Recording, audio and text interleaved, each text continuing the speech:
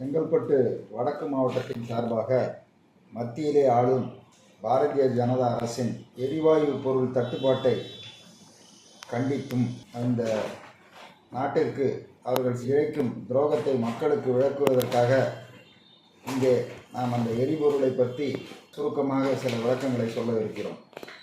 இன்று அவர்கள் பாராளுமன்றத்திலே அவர்கள் கூறும்போது இந்த ஈரானிலே நடக்கும் போரினால் எந்தவித தட்டுப்பாடும் நமக்கு எரிவாயு பொருள்களில் எந்தவித தட்டுப்பாடும் இல்லை என்று சொல்கிறார்கள். அப்படியே இருக்கட்டும் என்று தான் எல்லாரும் நினைக்கிறோம். ஆனால் இன்று இந்தியாவின் நிலைமை என்னவென்றால், இங்கே சாதாரண அடிப்படை மக்கள் வாழ்வதற்கான அந்த சிலிண்டர்கள் எல்லாம் மிகவும் கடுமையான தட்டுப்பாட்டுக்கு உள்ளாக்கப்பட்டிருக்கிறது.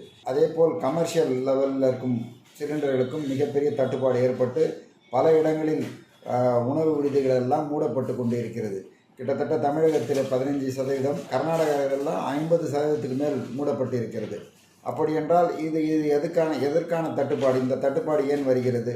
நம்மிடம் போதுமான அளவுக்கு எரிபொருள் இருக்கிறது என்று பாராளுமன்றத்தில் சொல்லிவிட்டு, ஆனால் மக்களுக்கு இப்படி ஒரு அச்சத்தை உருவாக்கி இருக்கிறார்கள் என்றால் இவர்களுடைய உண்மையான நோக்கம்தான் என்ன?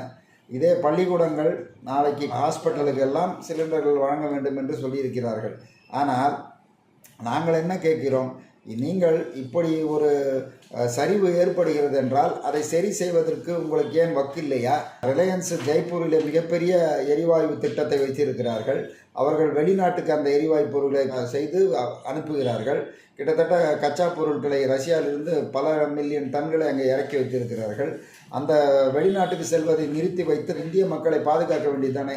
இவர்கள் எந்த காலத்திலும் அடிப்படை மக்களுக்கும் இந்திய மக்களுக்கும் இவர்கள் எந்த நலன்களையும் செய்வதில்லை. அதற்கு பதிலாக கார்ப்பரேட் முதலாளிகளின் கால்களை வருடி கொண்டு அவர்கள் பின்னால் இந்த அரசாங்கம் சென்று கொண்டு இருக்கிறதை பல இடங்களிலே நடந்தது.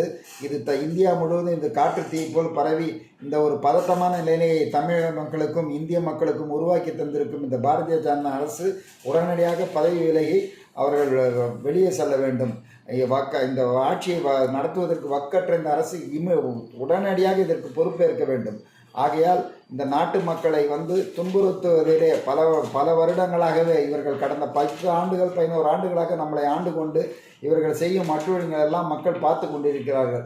அப்படி இருந்து இவர்கள் மீண்டும் மீண்டும் எப்படி வெற்றி பெறுகிறார் என்பதை ராகுல் காந்தி துவரெடுத்து காட்டிவிட்டார். ஆகையால் இந்திய ஜனங்கள் இன்னமும் பொறுமை காக்க மாட்டார்கள். நிச்சயமாக இது மிகப்பெரிய வீழ்ச்சியை பாரதிய ஜனதா கட்சிக்கு ஏற்படுத்தும் என்பதை நாங்கள் உறுதியாக கூறுகிறோம். நன்றி, வணக்கம்.